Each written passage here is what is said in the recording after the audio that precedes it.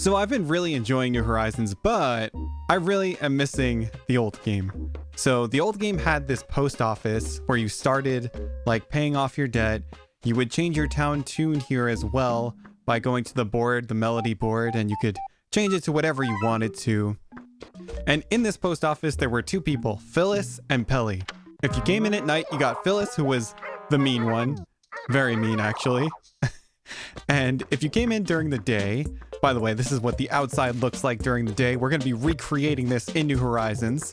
But if you came in here like during the day, you would get Pelly, who was the nice one. And I always liked visiting Pelly, you know?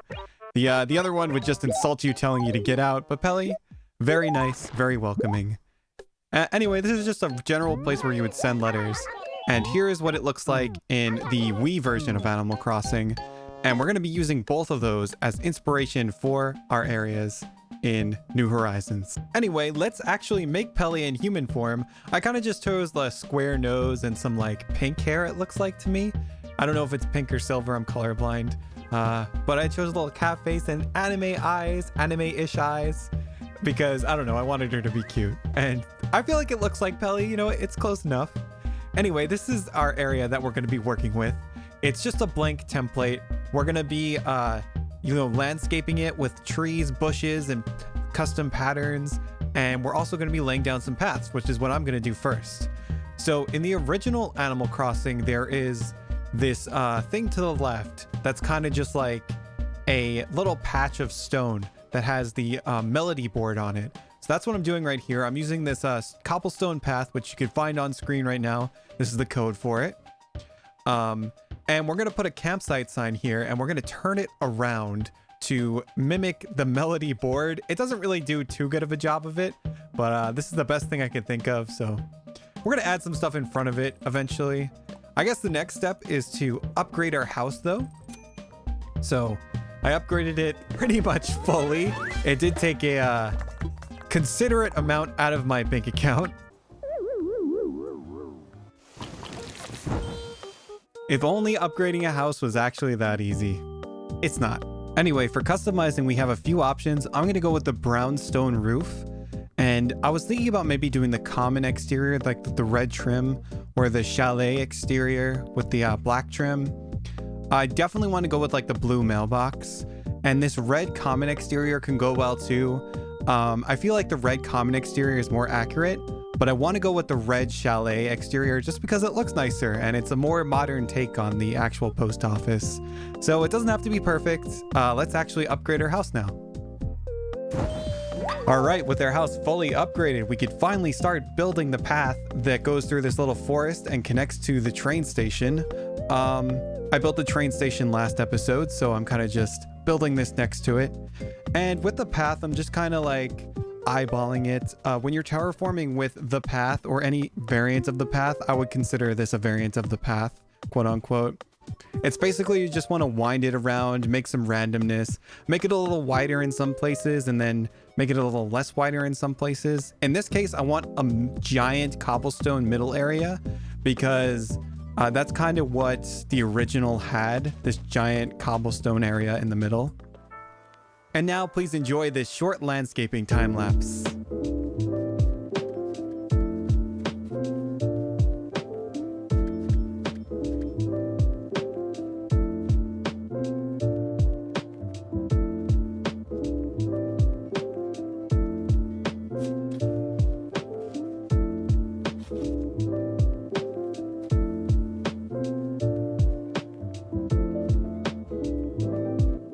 So as you can see, this is almost fully landscaped. We might add a little bit more after, but right now we're going to add the furniture outside. I've already added some street lamps, and as you can see, I've kind of offset them from each other. So one is further back than the other one. I did the same thing with the flowers. I feel like that gives the area a little more depth instead of having them all on like, you know, next to each other. It looks like they're growing naturally or placed naturally rather than placed symmetrically, which is what I'm going for with this build. And as you can see, I just searched post office and a bunch of patterns came up.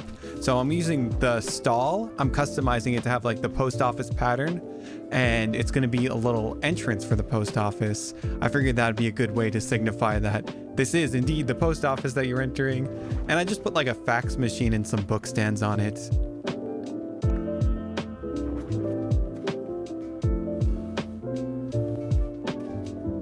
I also put a wooden sign there just to make it abundantly clear that this is the post office. Anyway, let's decorate the inside now. All right, so indoors we have the ship deck flooring and the green molded panel wall to start out with. And then after that, we have all of these simple panels customized to have this design of, you know, the boxes that have letters in it. And I just have this door design as well to cover the back wall so that they can't go into any other room but this one.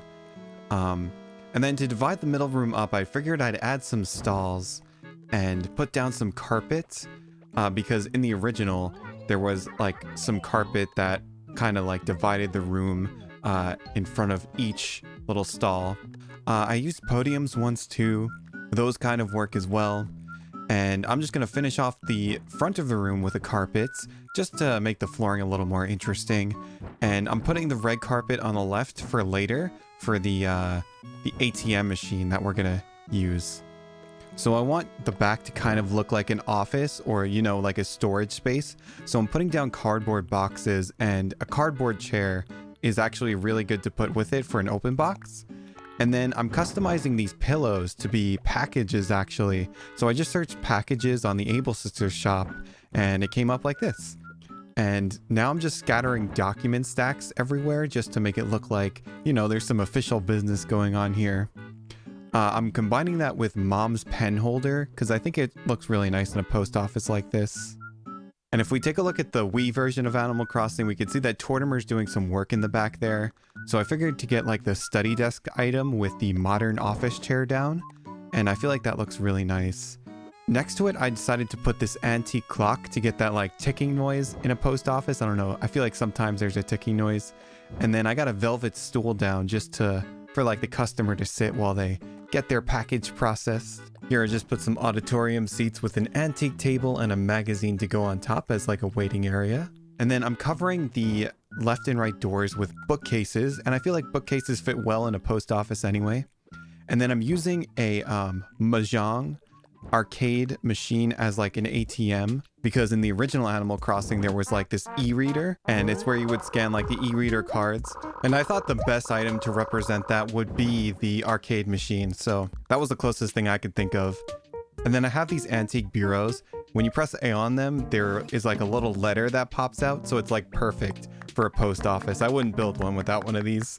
It's such a cool item. And of course, I put a little fan palm plant in the back because, of course, we need a plant in the post office. Now let's decorate the flooring a little bit more. So this is a very messy post office. You know, they're getting tons of packages per day. They can't keep up with the paperwork. So there's scattered papers on the floor, along with the document stacks. I also customized one of the document stacks to have Celeste on it. This is from just like my phone case. So I just figured why not put Celeste as like a little Easter egg. Now let's decorate the walls a little bit. So in post offices, there's usually clocks on the wall. So I've got 2 ironwood clocks, and I've also got 1 regular clock in the middle. And on the right wall, I decided, well, we should have another clock. Why not? So I put this like protruding double-sided clock. I feel like it looks really good in the post office. And I chose the color black for this one. And then I also put a key holder down next to it because in the post office, you know, there are doors that need to be locked. There's lock boxes that need to be locked. It only makes sense. So definitely the right choice there. In the back wall, I just have some like awards and a light switch just because I didn't know what else to put here. I feel like post offices have awards on their walls sometimes. I don't know. You guys can let me know in the comments what you think I should change. And I just thought a formal paper and an HHA pennant would look good on that wall. And with that, our room is almost completed. There's just like one final touch we have to add, and that's Pelly and Phyllis themselves. This is the completed build. I'm so happy with it. It came out great in my opinion. Let me know how you think it came out in the comments. And before you go, we are going to go through last episode's submissions. So I asked everybody if they could build a train. Last episode, we built the train station from the original game. So I'm going to go through it right now. We have Trong Submission, which is just a mini train. It looks like a Wild West set. I really like that one. Here is Pele from Shapeland. I like their design. They have a chess set. It's like a fancier train. I like that they're using the puppet show and the wheelchair. That's actually really creative. We have Romy from the server, who is using the same tire design that she suggested to me. And oh, she's actually using the sauna heaters and the spa bath along with the bed. I feel like this looks really nice. It does take up a lot of space, but it does look pretty good. Here we have Guac, who made the standees that you're looking at right now. And he decided to make the train indoors with a bunch of stalls, which is really creative. I really love this. He used diner seats, stalls, and some tables to make it look like one of those fancy trains that you would, have a long train ride on. Here's a submission from Meg Mull. It's a forced perspective. I love the train track pattern, the custom pattern, and the lighthouse and the mini house. It's just so well done. This is really well done. I love the country fencing as well. There's like usually a wooden thing that stops the train from going any further. So then we have Pager from Zesty Isle, made a very beautiful upper level to the train. I love actually the multiple levels. I didn't think to use terraforming for trains. And I also like their subway sign. Now this one's really cool. I love this one, Nublet. She used custom patterns on stalls to make like little faces or figures, silhouettes. And it looks so good, especially from this perspective. Here's Amy showing off her broken train tracks. INA comes in with her beautiful submission. I love the clock, and I can't tell what that is. That looks like a dresser. I like that it actually leads into the water. That's very creative. Moonlight Heather, of course, had to make the Moonlight train.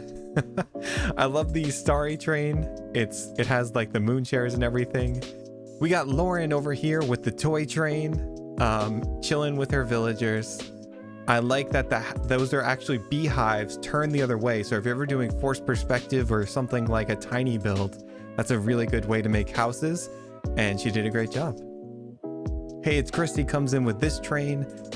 It's like kind of a mini train. And I like that you're the conductor and you're like refusing Marina entry into the train.